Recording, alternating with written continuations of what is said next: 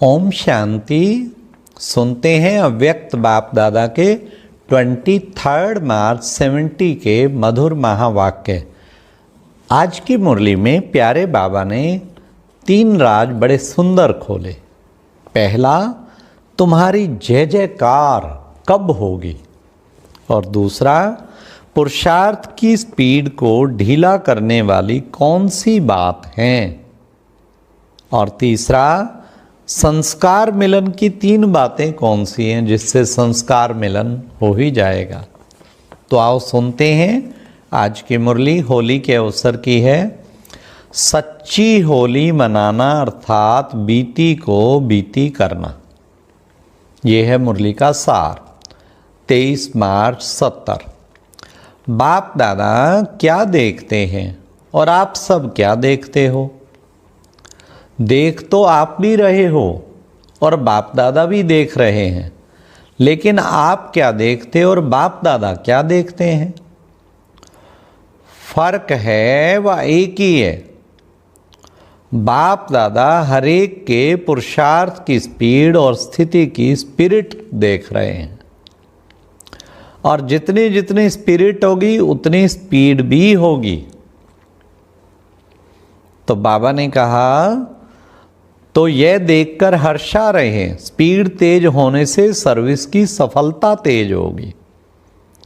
आज होली कैसे मनाई? तो बच्चों ने जवाब दिया, सूक्ष्म वतन में मनाई बाबा। वतन में भी कैसे मनाई?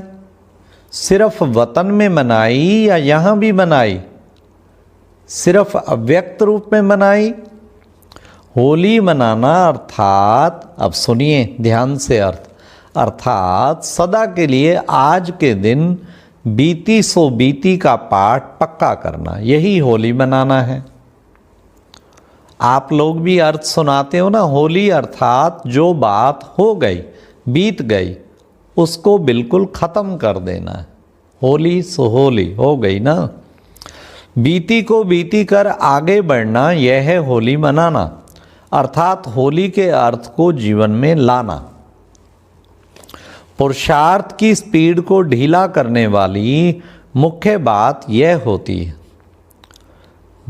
क्या? अब सुनिए ध्यान से, कौन सी ये मुख्य बात? बाबा ने कहा, बीती हुई बात को चिंतन में लाना।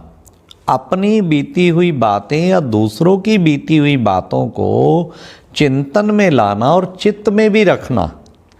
एक होता है चित्त में रखना और दूसरा होता है चिंतन में लाना।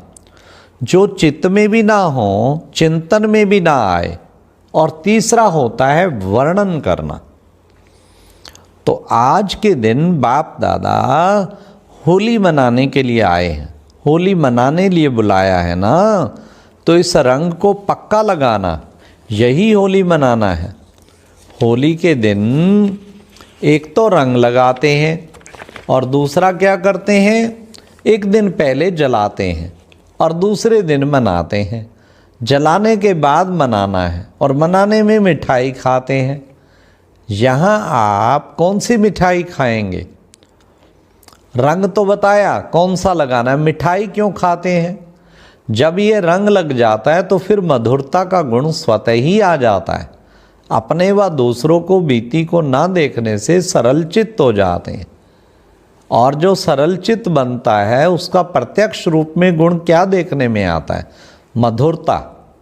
उसके नैनों से मधुरता, मुख से मधुरता, चलन से मधुरता प्रत्यक्ष रूप में देखने में आती है। तो इस रंग से मधुरता आती है, इसलिए मिठाई का नियम है। होली पर क्या करते हैं? मंगल मिलन। मंगल मिलन का अर्थ क्या हुआ? यहाँ मंगल मिलन कैसे मनाएंगे? मधुरता आने के बाद मंगल मिलन क्या होता है? संस्कारों का मिलन होता है ना। भिन्न भिन्न संस्कारों के कारण ही एक दो से दूर होते हैं। तो जब ये रंग लग जाता है, मधुरता आ जाती है, तो फिर कौन सा मिलन होता है? वो है मंगल मिलन अर्थात संस्कार मिलन। आपस में सभी से बड़े ते बड़ा मिलाना है संस्कारों का मिलाना।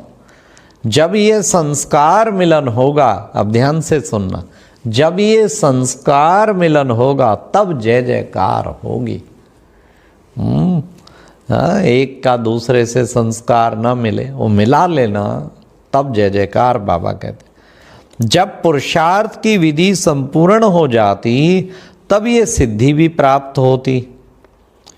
कभी भी सिद्धि को प्राप्त करने के लिए बाप दादा के पास नहीं आएंगे, देवियों के पास जाएंगे। देवियां स्वयं सिद्धि प्राप्त की हुई हैं। तो बाबा ने कहा संस्कारों को मिलाने के लिए दिलों का मिलन करना पड़ेगा। दिल मिलेंगे तब संस्कार मिलेंगे। दिल में ही दूरियां होंगी तो संस्कार मिलन कहाँ से होंगे। दिल के मिलन से संस्कार भी मिलेंगे। और संस्कारों को मिलाने के लिए अब सुनिए, 3 बातें बाबा ने बताई हैं संस्कारों को मिलाने के लिए। संस्कारों को मिलाने के लिए भुलाना, फिर मिटाना और समाना, ये तीनों ही बातें करनी पड़ेंगी। भुलाना, कोई बात हो जाए भुलाना, मिटाना ऐसे मिटा दे जैसे कुछ हुआ ही नहीं, और समाना, ये तीनों ही बातें करनी पड़ेंगी। कुछ मिटाना पड़ेगा और समाना, कुछ मिटाना पड़ेगा, कुछ भुलाना पड़ेगा, कुछ समाना पाएगा, तब ये संस्कार मिल ही जाएंगे। बाबा ने कहा कुछ मिटाना पड़ेगा, कुछ भुलाना पड़ेगा, कुछ समाना पड़ेगा, तब ये संस्कार मिल ही जाएंगे। यह है अंतिम सिद्धि का स्वरूप बनना। जब अंतिम स्थिति को समीप लाना है, अब 1-2 की बातों को अब और ध्यान से सुनना, बड़ी सुंदर बातें बाबा ने बताई। 1-2 की बातों को स्वीकार करना और सत्कार देना। अगर स्वीकार करना और सत्कार देना ये दोनों ही बातें आ जाती हैं तो फिर संपूर्णता और सफलता दोनों ही समीप आ जाती हैं। सिर्फ इन 2 बातों का ध्यान देना, दोनों ही बातों को समीप लाना है। 1-2 को सत्कार देना और 1-2 को सत्कार देना ही भविष्य का अधिकार लेना है।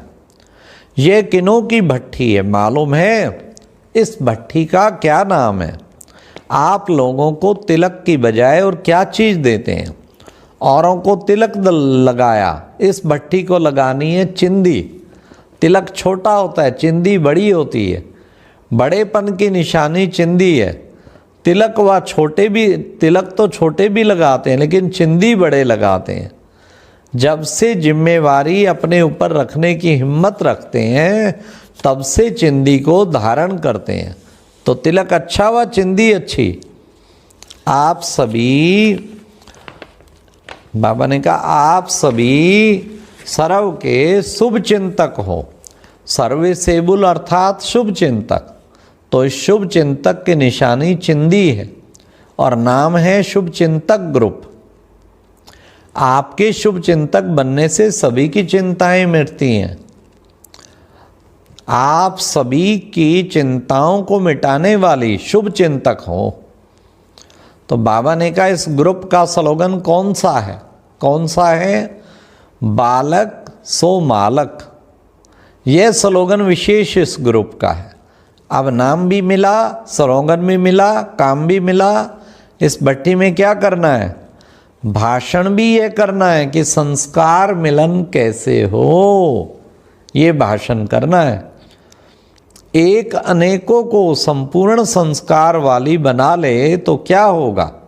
समाप्ति करने वाला ये ग्रुप है। अब फिर स्थापना करने वाला भी ये ग्रुप है। समाप्ति क्या करनी है, पालना क्या करनी है और स्थापना क्या करनी है, ये तीनों ही टॉपिक्स इस भट्टी में स्पष्ट करनी है। इसलिए त्रिमूर्ति चिंदी लगा रहे हैं, स्थापना, पालना, समाप्ति अर्थात विनाश।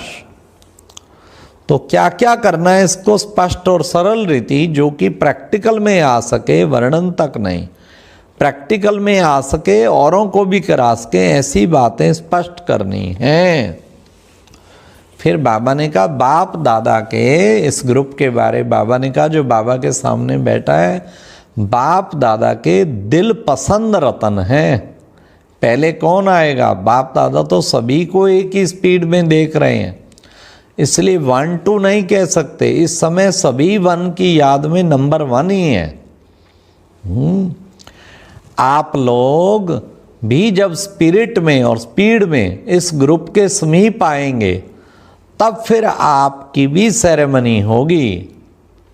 फिर हर एक बड़ी बहनों को बाप दादा चिंदी लगाए रूरवान करते गए। अब इसके बाद तो बाबा दीदी से मिले, कुमार का दादी से मिले, जानकी दादी से मिले। दीदी को क्या कहा? एक एक वरदान उनका सुना देते। दीदी को कहा बालक को मालिक बनाया, अब से तख्त नशीन बनाते हैं। बालक मालिक है, इसलिए समान बिठाते हैं तख्त पर, संदली पर। बाबा जब बिठाते थे एक तरफ दीदी एक तरफ दादी, तो वो बाबा ने कहा बालक सो मालिक बन गई। कुमार का दादी को क्या कहा? स्वप्न में भी कभी ये सोचा था अव्यक्त रूप में तख्त नशीन बनाएंगे। तख्त नशीन कौन बनता है? जो सदैव नशे में है और निशाना बिल्कुल एक्यूरेट रहता है। जानकी दादी से अब तक वाणी मूर्त बने हो, फिर बनेंगे साक्षात्कार मूर्त। अभी वाणी से औरों को साक्षात्कार होता है, लेकिन फिर होगा साइलेंस से साक्षात्कार। जब बनेंगे तो सभी के मुख से क्या निकलेगा कि यह जो गायन है ना, कि सभी परमात्मा के रूप है, ये गायन संगम पर ही प्रैक्टिकल है। चंद्रमणि दादी से आप सूर्यमणि हो या चंद्रमणि हो, चंद्रमणियाँ जो होते हैं उनका निवास स्थान कहाँ, और सूर्यमणियाँ जो होते हैं उनका निवास स्थान कहाँ होता है? आप कौन सी मणि हो? तो दादी चंद्रमणि ने कहा दोनों हैं, शक्ति रूप भी हैं, शीतल रूप भी हैं, इसलिए कहती है सूर्यमणि भी हूँ चंद्रमणि भी हूँ। फिर निर्मल शांता दादी से तन के रोग पर विजय प्राप्त कर रही हो, संगम पर ताज तिलक तख्त और सुहाग भाग सभी मिलते हैं, एक ही समय पर सर्व प्राप्तियां बाप दादा कराते हैं। शांतामणि दादी से श्रेष्ठता लाने के लिए मुख्य गुण कौन सा है? जितनी स्पष्टता होती उतनी श्रेष्ठता आती है। जो स्पष्ट होता है वह सरल और श्रेष्ठ होता है। फिर लास्ट में रतनमणि दादी, रतन मोहिनी दादी से स्नेही हो व सहयोगी हो, तो दादी ने कहा दोनों, स्नेही और सहयोगी दोनों समान हैं। जितना जो स्नेही होगा उतना सहयोगी बनता है। लास्ट में मनोहर दादी से जैसे साकार में जब अव्यक्त प्रोग्राम चलते थे श्रृंगार कर बैठते थे, आज वही श्रृंगार किए हुए चित्र देखते हैं। हर एक की विशेषता अपनी अपनी है, जो विशेषता समीप लाती है। आपकी विशेषता क्या है? सर्व से स्नेही और सर्व के सहयोगी बनना, यह विशेषता है। जो सर्व के स्नेही बनते हैं सर्व से स्नेह भी उनको प्राप्त होता है। अच्छा, ओम शांति। तो आज की मुरली से जय जयकार होगी जब कब संस्कार मिलन करेंगे। और संस्कार मिलन के लिए बाबा ने 3 बातें जो बताई, भुलाना और फिर मिटाना और फिर समाना। शाम और अब यह एक बहुत अच्छी वीडियो भी जरूर देखें।